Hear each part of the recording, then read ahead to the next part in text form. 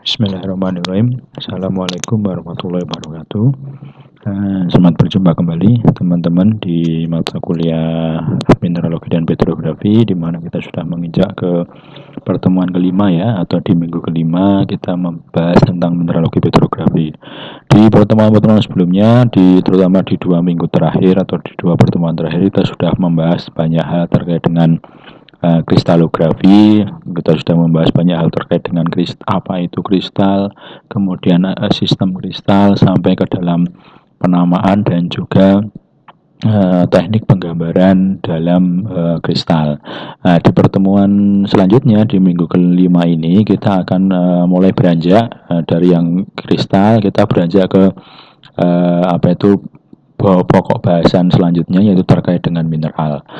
Dan di pertemuan kali ini insya Allah kita akan bahas terkait dengan konsep dasar atau ruang lingkup dari mineral, mulai dari sedikit mengulang terkait dengan apa itu mineral, kemudian sampai kepada proses pembentukan, kemudian kenapa mineral bisa terbentuk dan seterusnya, kita akan bahas di pertemuan kali ini. Oke.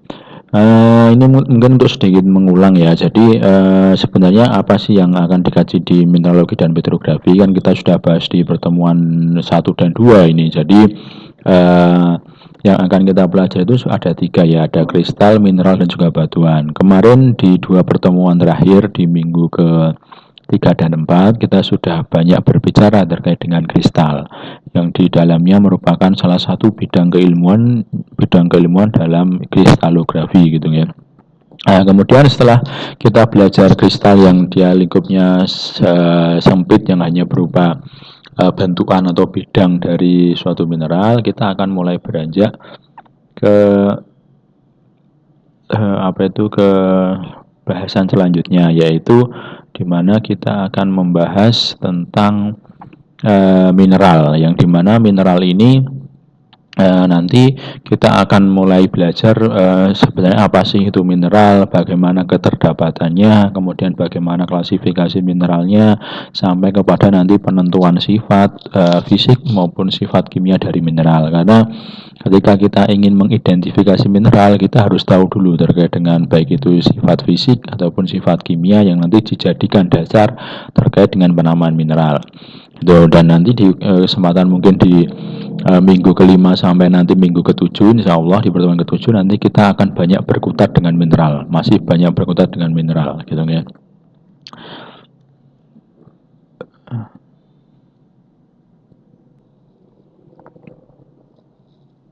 Oke, kita lanjutkan. Sebelum kita lebih jauh membahas terkait dengan mineral, kita akan sedikit dulu kembali mengulang gitu ya, apa sih yang disebut sebagai mineral. Yang pertama, ketika kemarin kita belajar tentang mineral itu apa teman-teman? Mungkin kita sambil mengulang tentang pengertian. Jadi mineral itu merupakan suatu bentuk padat gitu ya. Jadi suatu bentukan padat yang dia itu merupakan yang terbentuk atau proses terbentuknya itu semua dari alam, dan bahan-bahannya pun juga tersusun dari alam, sehingga tanpa adanya campur tangan dari manusia gitu ya. Jadi kata kuncinya dia adalah merupakan benda padat terbentuk di alam tanpa campur tangan manusia.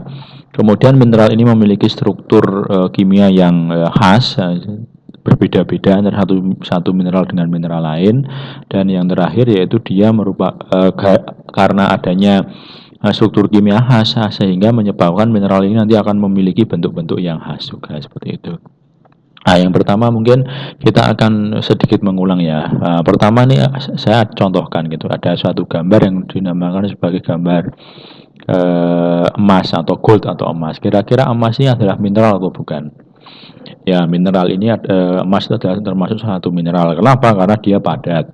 Kemudian yang kedua, emas itu semua terbentuk di alam. Kan tidak ada teman-teman mendengar mungkin orang membuat emas, kan nggak ada. Tapi orang menambang emas, kemudian emas itu di hasil tambangnya itu dimurnikan, kemudian diolah sehingga bisa menjadi cincin dan seterusnya, atau perhiasan dan seterusnya. Tapi semua itu tetap dapatnya dari alam. ini tanpa campur tangan manusia. Kemudian emas ini memiliki rumus kimia yang spesifik atau unik, yaitu rumus kimianya adalah AU atau aurum gitu ya. Rumus kimianya. Nah, kemudian synthetic diamond. Synthetic diamond termasuk bukan. Kenapa? Karena dia tidak terbentuk secara alami. Jadi kalau teman-teman menemukan ada bentuk-bentuk yang menyerupai diamond atau berlian, tapi dia memang berliannya itu adalah buatan tanpa ada campur tangan dari manusia, berarti dia itu bukan termasuk dalam kategori mineral karena dia terbentuknya bukan di alam. Kemudian kalau petroleum atau gas minyak bumi, apakah termasuk mineral? Ini juga bukan. Kenapa? Karena dia termasuk dalam organic matter atau terbentuk akibat dari proses organisme. Jadi kan kalau teman-teman mungkin belajar dulu minyak bumi, batu bara itu kan akibat adanya organisme, tumbuhan, hewan yang dia itu mungkin jasadnya mati, kemudian dia terkubur di tanah sehingga lama-kelamaan tertimbun bercampur dengan lumpur dan seterusnya sehingga menyebabkan dia terbentuklah yang dinamakan petroleum atau batu bara dan seterusnya. Sehingga dia bukan kategori mineral karena mineral tidak ada yang terbentuk akibat proses organisme. Kemudian coal atau batu bara. Batu bara ini juga bukan karena batu bara ini bukan termasuk mineral tapi dia termasuk nanti batuan. Dia juga karena terbentuk dari organik juga bukan. Nah, sehingga apa sih definisi mineral gitu ya? Sehingga kalau kita rujuk lagi, jadi definisi mineral itu kata kunci ada beberapa ya. Mungkin teman-teman bisa sambil mengingat atau mungkin kalau yang lupa itu nanti bisa membuka catatannya kembali nanti di pertemuan 1-2 kita sudah banyak membahas terkait itu, yaitu kata kunci adalah dia benda padat. Kemudian yang kedua dia itu terbentuknya di alam tanpa ada campur tangan manusia. Kemudian memiliki komposisi kimia atau struktur kimia yang kompleks atau yang unik. Dan yang terakhir dia memiliki bentuk yang berbeda-beda tergantung dari komposisi atau struktur kimia di dalamnya seperti itu.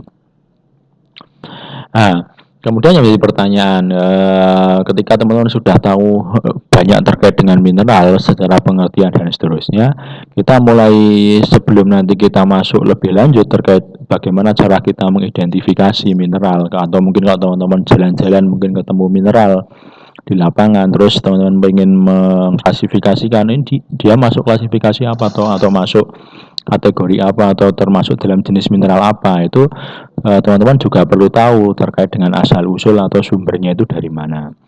Nah, jadi mineralnya itu menurut dari pengertian tadi kan sumbernya dari alam. Tapi pertanyaan ketika alam itu kan sangat luas, sangat umum gitu ya. Sehingga dari mana sebenarnya adanya mineral itu? Jadi kalau dirunut mineral itu ada semua itu sumbernya dari kerak bumi gitu ya. Ketika kita dulu belajar geologi umum, kalau teman-teman masih ingat gitu ya, kerak bumi itu kan ada dua, ada kerak samudra dan kerak benua. Nah, sumbernya dari mineral-mineral itu adalah sumbernya dari kerak-kerak itu, baik yang kerak samudra maupun kerak benua gitu ya. Kalau yang kerak benua dinamakan sima atau silikat magnesium, lempeng samudra dinamakan sial atau silikat aluminium itu. Nah, semua keterdapatan mineral itu adalah semua itu letaknya di kerak bumi.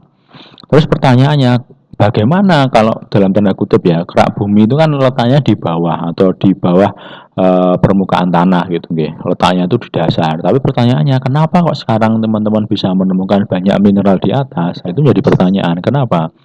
Ya karena adanya proses geologi. Kemarin ketika di geologi kita sudah banyak bicara ya, di dalam geologi dalam kerak bumi itu akan banyak terdapat proses yang dalam tanda kutip menyebabkan apa yang ada di bawah permukaan bumi, permukaan bumi seperti baik itu di lapisan kerak, lapisan mantel, lapisan inti bumi, kenapa bisa keluar tuh banyak sekali prosesnya. Salah satunya adalah dari proses gunung api, atau mungkin proses-proses lain juga bisa dan seterusnya. Nah, keluarnya mineral itu ya akibat dari proses itu. Dan yang memang paling dominan itu adalah keluarnya mineral itu akibat dari adanya proses tadi letusan gunung berapi. Makanya nanti ketika teman-teman mengkaji terkait dengan batuan, rata-rata yang dinamakan sebagai mineral primer itu adalah terkandung dalam batuan beku. Karena apa? Karena batuan beku ini sumbernya dari letusan gunung berapi, dari gunung berapi yang aktif. Nah, dan karena gunung berapi itu magmanya itu berasal dari inti bumi yang dia menjalar ke atas melalui mantel, melalui kerak bumi yang membawa berbagai macam mineral yang kemudian termuntahkan di atas permukaan bumi, maka di situ disebutlah mineralnya adalah mineral primer karena memang berasal dari sumber aslinya. Tapi pertanyaannya muncul, apakah ada mineral lain yang berasal dari bukan berasal dari sumber primer? Banyak. Nanti ketika mungkin ada proses yang namanya pelipatan atau mungkin adanya proses yang dinamakan subduksi, ada proses pada melang atau pada zona subduksi yang sudah tidak aktif, itu banyak sekali mineral-mineral yang juga akan termuntahkan keluar di atas permukaan bumi sehingga menyebabkan akhirnya mineral itu ya tersebar di atas yang mungkin awalnya dulu itu memang letaknya di dalam kerak itu terkeluarkan termuntahkan di atas. Tetapi memang nanti ketika kalau teman-teman runut ya, mineral-mineral yang bukan bersumber dari letusan gunung berapi itu mesti akan dinamakan sebagai mineral sekunder. Nah, tapi kalau yang dari letusan gunung berapi dinamakan mineral primer. Karena apa? Karena memang dinamakan mineral primer karena dia memang murni benar-benar berasal dari kerak bumi yang termuntahkan melalui proses penjalaran magma dari perut bumi atau dari inti bumi menuju ke luar atau ke atas permukaan bumi seperti itu. Nah, kemudian caranya bagaimana terbentuknya mineral gitu ya. Jadi secara umum kalau teman-teman juga mungkin bisa melihat dari gambar ini ya. Jadi mineral itu secara umum itu terbentuk melalui 4 proses gitu ya. Pertama ada yang namanya proses pelarutan, kemudian yang kedua ada proses magmatisme, dan yang ketiga ada proses sublimasi atau proses menyublim ya, dan yang keempat ada proses metamorfisme. Gitu ya. Nah, jadi ketika kita bicara mineral tadi yang semua itu letaknya di dalam kerak bumi, itu kenapa sekarang itu bisa berada di luar permukaan itu karena ada 4 cara ini tadi. Ada yang gara-gara ada proses pelarutan. Jadi apa yang terlarut ya dari kerak buminya itu dia terlarut atau mungkin ketika proses ada suatu cairan atau suatu cairan magma yang dia menjalar ke atas, kemudian dia banyak mengikat mineral sehingga mineral itu menjadi terlarut menjadi satu kesatuan dan kemudian nanti bergabung dan nanti keluar membentuk mineral baru, itu dinamakan sebagai proses pelarutan. Ada juga yang karena magmatisme, ya ini ya tadi yang saya katakan, jadi karena ada proses keluarnya magma dari inti bumi menuju ke atas permukaan, biasanya itu padahal daerah dekat-dekat dengan gunung berapi, itu adalah proses magmatisme. Kemudian ada yang terbentuk karena sublimasi. Sublimasi itu atau ini terbentuk karena menyublim gitu. Menyublim itu kan berubah dari apa? Dari padat menjadi gas, itu menyublim gitu. Nah, ini magma itu juga ada yang seperti itu. Dari perubahan dari yang bentuknya gas, kemudian dia berubah menjadi padat dan seterusnya. Dan yang terakhir adalah metamorfisme. Metamorfisme itu apa? Adalah proses akibat tekanan dan pemanasan suhu yang sangat tinggi seperti itu. Jadi ada 4 cara ini, ada yang gara-gara pelarutan, ada yang gara-gara proses magmatisme, dan yang ketiga ada proses sublimasi, dan yang keempat ada proses metamorfisme. Seperti itu. Nah, kemudian kita akan coba runut satu persatu ya. Jadi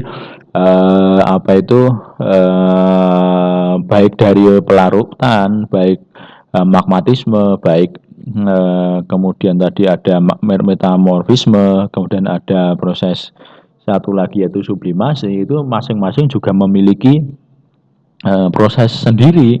Jadi pelarutan itu juga macam-macam, ada yang gara-gara pengendapan larutan, ada yang karena interaksi larutan gas dan seterusnya, yang sublimasi nanti ada sendiri, kemudian yang ada sendiri ya, dan kita akan bahas satu persatu.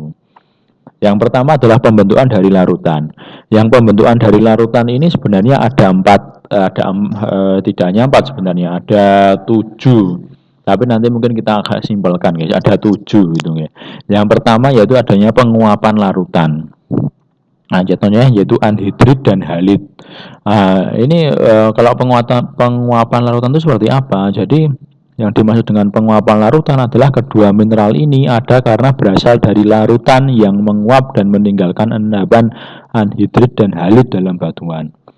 Jadi kalau penguapan larutan itu gampangannya itu jadi mungkin ketika ada suatu proses ya di dalam kerak bumi, anggaplah mungkin ada penjalaran magma atau apapun yang menyebabkan akhirnya banyak mineral yang terendapkan di bagian atas kerak bumi. Kemudian karena larutan yang namanya larutan itu kan dia sifatnya ada yang cair. Tapi ketika mungkin ada pemanasan, kemudian dia menguap ke atas airnya sehingga menyebabkan akhirnya di atas permukaan itu tertinggallah yang namanya mineral-mineral, terutama mineral anhidrit dan juga halit. Nah, sehingga kalau teman-teman nanti menemukan terdapat di suatu tempat itu ada endapan anhidrit ataupun mineral halit, itu mesti sumbernya adalah dari penguapan larutan seperti itu. Nah, contoh yang bisa ditemukan di Indonesia itu ada di Tegalombo, di Pacitan, ada di sekitar Cepu gitu, itu banyak sekali yang terbentuk akibat dari penguapan larutan dan juga di Pegunungan Pamotan. Nah, itu yang pertama yaitu penguapan larutan. Jadi karena ada suatu larutan yang membawa mineral di kerak bumi, kemudian dia teruapkan dan mineralnya tertinggal. Kemudian yang kedua yaitu pengeluaran gas yang bekerja sebagai pelarut. Contohnya batu gamping. Nah, kalau teman-teman merunut batu gamping, prosesnya itu kan batu gamping itu adalah rumus kimianya CaCO3. Tetapi ketika dia mengalami yang namanya proses karstifikasi atau proses pelarutan, dia itu akan berinteraksi, CaCO3 ini akan berinteraksi dengan larutan yang terbentuk akibat air hujan bergabung dengan CO2 atau karbon dioksida. Larutan ini akan membawa yang namanya larutan yang sangat aktif yang dia bisa mengikat CO3 dan juga mengikat CO3 sehingga tertinggallah yang dinamakan Ca-nya.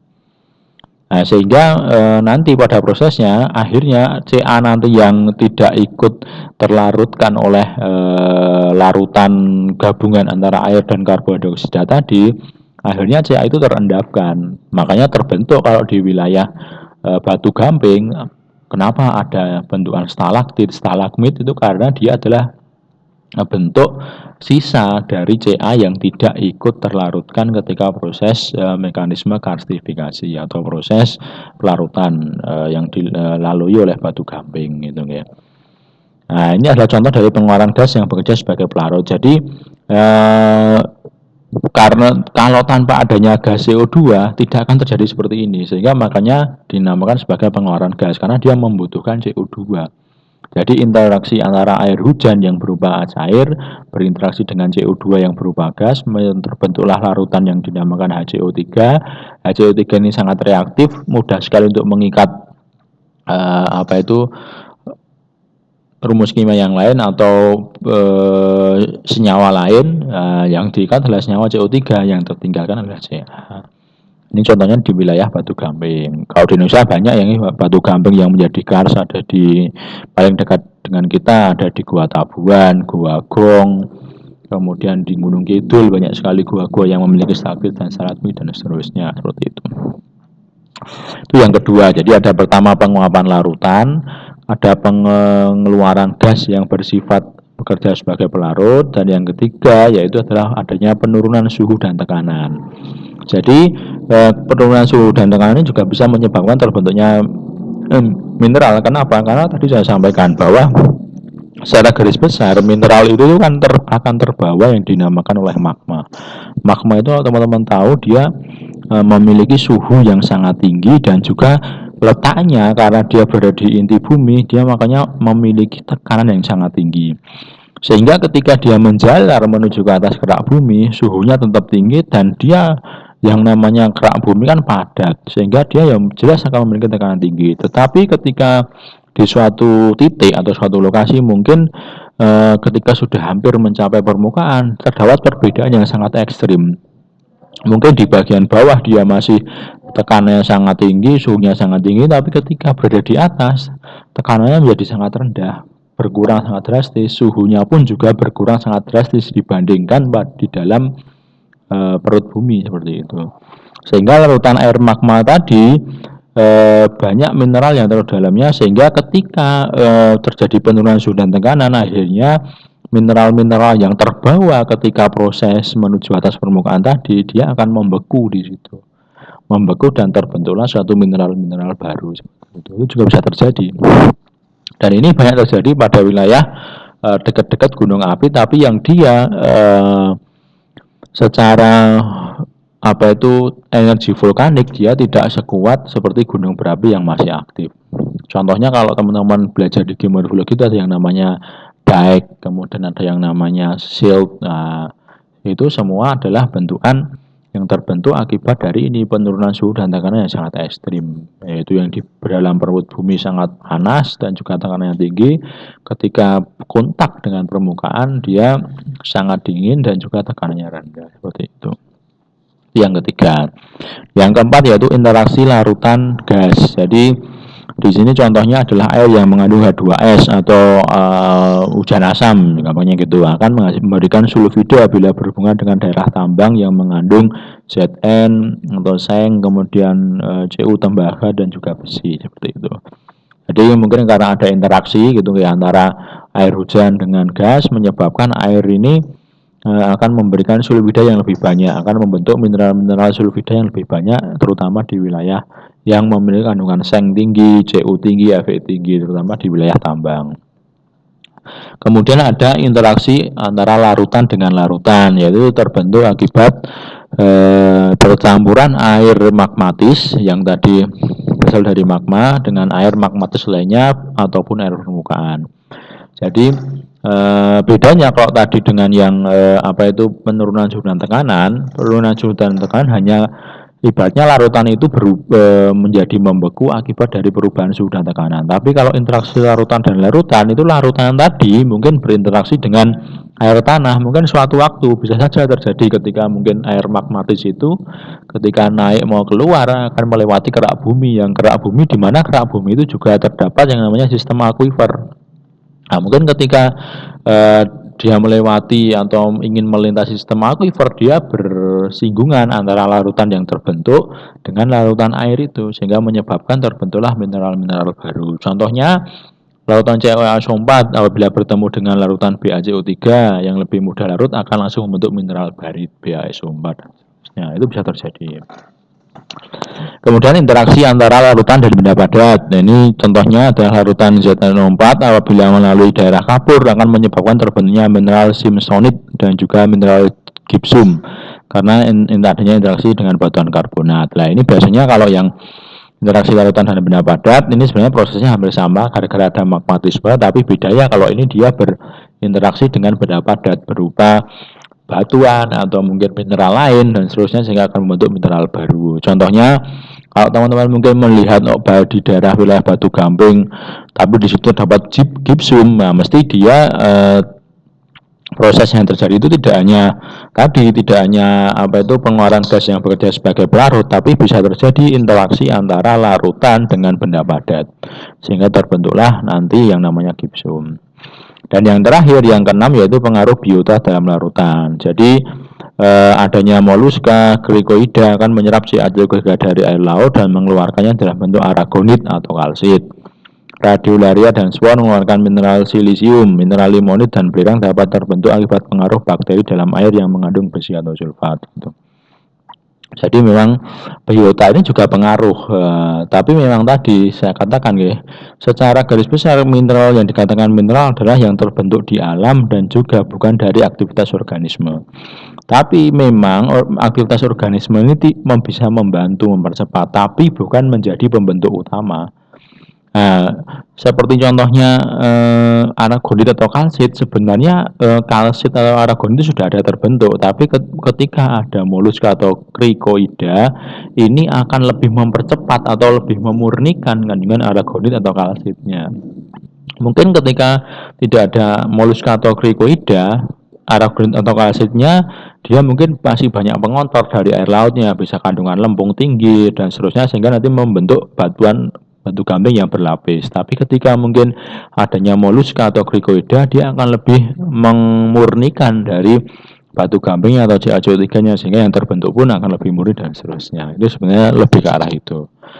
Jadi ada 6 bentukan ya, ada 6 proses terbentuknya dari larutan. Nah, kemudian itu yang dari proses pelarutan. Kemudian yang kedua dari proses magmatisme. Nah, ini yang paling banyak sebenarnya kalau bisa dikatakan, karena tadi saya katakan bahwa yang dinamakan sebagai mineral primer nanti ya adalah mineral-mineral yang terbentuk akibat dari proses gunung api atau erupsi gunung api atau vulkanik, atau yang dinamakan sebagai proses magmatisme atau keluarnya magma dari inti bumi menuju ke keluar atas permukaan bumi. Banyak mineral yang terbentuk akibat dari magma. Contohnya ada magnetit, kromit, pirotit, kalkopirit. Nah, dan mineral ini dinamakan sebagai mineral primer gitu ya. Dan selain dari mineral, ketika proses pembentukan mineral akibat proses magmatisme ini juga akan banyak sekali menguapkan larutan-larutan yang dia memiliki sifat yang memang mudah menguap, seperti contohnya uap air, klor, fluor, sulfur, borium, CO2 dan seterusnya. Adanya bahan-bahan ini akan menurunkan suhu penghaburan dan menurunkan kekentalan atau viskositas magma, dan mereka ini dapat ikut menjadi persenyawaan yang sedang terbentuk karenanya baik besar maupun susunan mineral. Gas-gas yang keluar dapat memberikan mineral baru gitu nggih. Jadi memang ketika proses pembentukan magma ini sangat kompleks ya.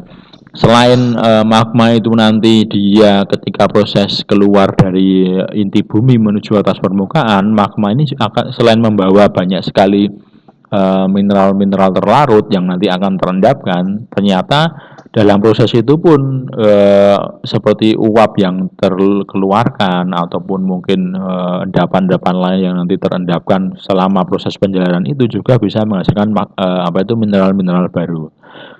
Dan tapi intinya proses dari magmatisme ini kesemuanya, hampir semuanya nanti akan menghasilkan yang dinamakan sebagai mineral primer seperti itu. Itu yang dari magmatisme. Kemudian yang ketiga yaitu pembentukan dari proses sublimasi atau prosesnya menyublim gitu ya. Jadi mineral ini adalah mineral-mineral yang terbentuk dari proses penghaburan dari uap atau gas, tetapi juga sebagai hasil interaksi gas yang lain atau gas dengan batuan gitu ya. Jadi prinsipnya ini ada proses menyublim. Jadi pembentukan dari mineral itu terbentuk akibat adanya gas-gas yang kemudian nanti memadat menjadi satu kesatuan dan seterusnya, sehingga terbentuk mineral-mineral baru. Contoh yang umum dari sublimasi ini adalah pembentukan salju sebagai hasil penghaburan uap air yang langsung terjadi, seperti adanya halit, belerang, asam borat, periklorida. Itu adalah contoh-contoh dari proses sublimasi. Jadi akibat adanya uap, kemudian uapnya itu bisa memadat dan membentuk yang namanya batuan dan seterusnya. Kemudian yang ketiga, di dekat lubang kepundan sering kita jumpai hematit dalam lubang lahar sebagai hasil interaksi periklorida dan uap air. Jadi tadi ya disampaikan sublimasi itu tidak hanya murni akibat dari gas memadat, tetapi juga bisa mungkin akibat dari interaksi antara gas dengan gas lain. Jadi mungkin ketika gas itu berinteraksi ketemu dengan gas lain sehingga berubah menjadi padat, ataupun bisa gas berinteraksi dengan batuan sehingga nanti airnya membentuk memadat. Seterusnya itu bisa terjadi. Dan mineral yang terbentuk sebagai hasil reaksi gas-gas dengan batuan yang berdekatan disebut pneumatolistik gitu, okay. Memang biasanya yang dari sublimasi ini ada beberapa karena tergantung letaknya sebenarnya. Kalau dia letaknya terbentuknya juga dekat dengan pusat erupsi atau proses gunung api, ya dia akan menjadi mineral primer biasanya. Tapi ketika mungkin dia sublimasinya ini terjadi di luar atau di luar pengaruh dari aktivitas vulkanisme, biasanya akan membentuk mineral sekunder seperti itu. Kemudian yang terakhir adalah pembentukan dari metamorfisme. Ini adalah pembentukan karena adanya faktor-faktor tertentu seperti adanya pemanasan uap air, tekanan, dan juga pengaruh kimia larutan, sehingga batuan beku atau batuan endapan akan mengalami perubahan dan adanya perubahan fase gitu ya. Jadi sebenarnya seperti batuan metamorf, kalau batuan metamorf kan sama. Jadi sumber intinya adalah batuan beku atau sedimen yang nanti akan terurai kembali dan nanti membatu kembali akibat dari proses metamorfisme. Proses metamorfisme itu apa? Proses yaitu tekanan tinggi atau pemanasan yang sangat tinggi seperti itu. Nah, kalau perubahannya terjadi di bagian luar saja, maka disebut metamorfisme lokal, termal, atau kontak. Tapi kalau dia benar-benar sampai merubah keseluruhannya eh, dengan wilayah yang luas dan juga adanya pengaruh orogenetik atau pengaruh pegunungan-pegunungan dinamakan sebagai metamorfisme regional atau dynamic metamorfisme gitu ya. Jadi kalau memang ketika proses metamorfisme akibat tekanan ataupun suhu yang sangat tinggi, tetapi dia hanya merubah bagian luar saja, gampangannya hanya mengubah kenampakan luar dari mineral tersebut, maka ini dinamakan sebagai metamorfisme lokal, termal, atau kontak. Tetapi kalau dia sampai mengubah sifat dalamnya, kemudian tidak hanya tampilan luarnya, tapi sampai ke sifat-sifatnya, biasanya itu terbentuk akibat adanya pengaruh orogenetik, sehingga dinamakan sebagai metamorfisme regional atau dinamakan dynamic metamorfisme. Nah, gitu nih. Itu adalah prosesnya. Jadi ada secara garis besar ada 4 proses. Ada proses karena pelarutan, karena magmatisme, kemudian karena metamorfisme, dan yang terakhir yang keempat yaitu karena sublimasi seperti itu. Nah, dan pertanyaannya, karena tadi semua mineral itu letaknya berasal dari kerak bumi, terus sebenarnya apa sih komposisi dari mineral itu sendiri? Jadi tadi disampaikan di awal ya, jadi sebenarnya mineral ini adalah kumpulan, bisa merupakan kumpulan dari senyawa, bisa kumpulan dari senyawa yang membentuk struktur atau rumus kimia baru, ataupun berupa mineral tunggal atau senyawa tunggal. Contohnya mungkin bisa AU itu senyawa tunggal karena dia hanya punya satu rumus AU aurum emas. Perak Ag saja. Terus kemudian Cu tembaga, satu rumus Fe besi. Tapi ada juga banyak mineral itu yang dia memang memiliki gabungan dari beberapa rumus kimia atau beberapa senyawa. Contohnya senyawa garam atau mineral garam, dia rumusnya adalah NaCl, gabungan dari natrium dengan klorida, seperti itu contohnya. Nah, di dalam karena dia bersumber dari kerak bumi, maka sebenarnya hanya terdapat 8 mineral terbesar di kerak bumi gitu guys. Jadi sebenarnya kalau mineral-mineral lain di luar ini, dia adalah mineral-mineral yang di permukaan bumi itu tidak banyak ditemukan. Dan hampir 3/4 unsur pembentuk bumi adalah oksigen dan silikon, sehingga memang 95% volume kerak bumi itu dari kelompok silikat gitu kan. Memang sehingga nanti kalau teman-teman impactnya apa gitu kan. Jadi impactnya ketika karena kerak bumi itu banyak sekali kandungan silikonnya atau Si-nya dan juga oksigen, makanya nanti kebanyakan rata-rata mineral-mineral yang nanti ditemukan itu mesti akan banyak mengandung entah Si entah O gitu. Nah, biasanya yang mengandung MgK itu hanya sedikit sebarannya, tapi kalau yang mengandung ada unsur O, ada unsur Si-nya di dalam rumus kimianya, nah itu mesti hampir sebagian besar itu, hampir banyak mineral-mineral yang kompleks, senyawanya kompleks itu mesti akan memiliki kandungan ini. Dan ini memang ya di kerak bumi kondisinya seperti ini ya. Yang paling tertinggi adalah oksigen dengan 46,6%, di bawahnya ada silikon dengan persentase 27,7, duanya ada aluminium, kemudian ada besi, kalsium, dan seterusnya sampai magnesium, dan nanti tambahnya adalah mineral-mineral lain di luar ini yang mungkin dalam tanda kutip banyak sedikit persentasenya di atas di kerak bumi seperti itu. Nah, ini adalah mineral penyusun kerak bumi ya. Jadi kalau tadi berdasarkan dari kandungan ini tadi, mulai dari oksigen, silikon, aluminium, dan sampai magnesium, nanti akan terbentuk beberapa mineral penyusun kerak bumi yang dia memang termasuk mineral-mineral primer atau mineral-mineral yang sangat besar atau persentase volumenya itu sangat tinggi di dalam kerak bumi. Yang paling tinggi itu adalah yang dinamakan sebagai plagioklas atau K-feldspar gitu dengan 58% dari volume. Kemudian yang kedua ada piroksin atau amfibol, nah 30%. Kemudian kuarsa 11%, mika atau klorid atau lempung 10%, karbonat 3%, olivin 3%, epidot, garnet, jelly 2%. Dan mineral-mineral ini adalah termasuk mineral primer gitu nggih. Dan semua ini bisa ditemukan di alam dan nanti semua itu terbentuk akibat dari proses vulkanik atau vulkanisme atau magmatisme seperti itu. Nah, makanya nanti kalau teman-teman menemukan komposisi batuan yang paling banyak di permukaan bumi itu adalah batuan beku. Tapi memang kalau yang sebarannya itu lokasi sebarannya melimpah itu batuan sedimen. Nanti kita akan bahas di batuan ya itu ya. Tetapi yang banyak porsinya kalau kita bandingkan jumlah keterdapatannya di permukaan bumi itu banyak batuan beku atau yang terbentuk oleh proses vulkanik. Kenapa ya? Karena memang mineral-mineralnya sumber utamanya itu dari magmatisme tadi, dari proses vulkanik tadi, sehingga menyebabkan ketika ada proses vulkanik menyebabkan terhamburlah berbagai macam mineral, terutama mineral primer, sehingga terbentuk yang namanya batuan-batuan beku. Nah, nanti mineral primer ini mungkin nanti bisa berinteraksi ketika di luar dengan mineral sekunder yang lain, sehingga nanti membentuk batuan sedimen, batuan metamorf dan seterusnya. Nah ini ya, jadi adalah komposisinya. Jadi kalau tadi saya sampaikan yang paling besar yang ada di dalam kerak bumi itu adalah komposisi mineral batuannya itu ada olivin, pyroxene, hornblende, mica, orthoklas, plagiaris, kuarsa. Ini menjadi mineral primer yang nanti pada akhirnya akan menyusun batuan beku.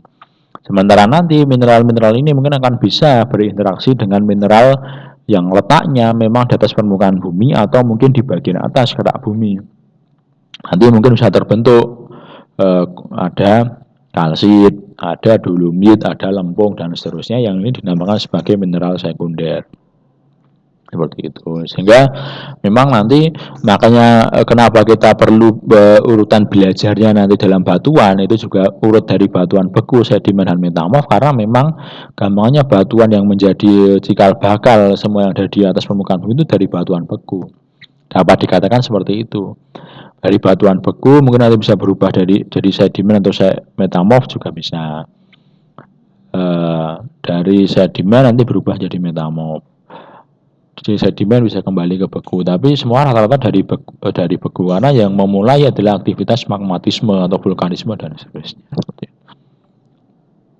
Nah ini contohnya beberapa mineral yang teman-teman bisa temukan. Ini ada contoh dari batu granit. Batu granit itu ada asal prosesnya dari vulkanisme, yaitu dari batuan yang dia akibat adanya material yang dimuntahkan ketika erupsi, dia menjadi membeku dengan sangat cepat, maka terbentuklah granit. Contohnya ada mineral quartz yang berwarna putih bening seperti ini. Kemudian ada hornblende yang berwarna hitam, kehitaman atau gelap. Kemudian ada potasium feldspar yang berwarna orange. Ini adalah potasium feldspar.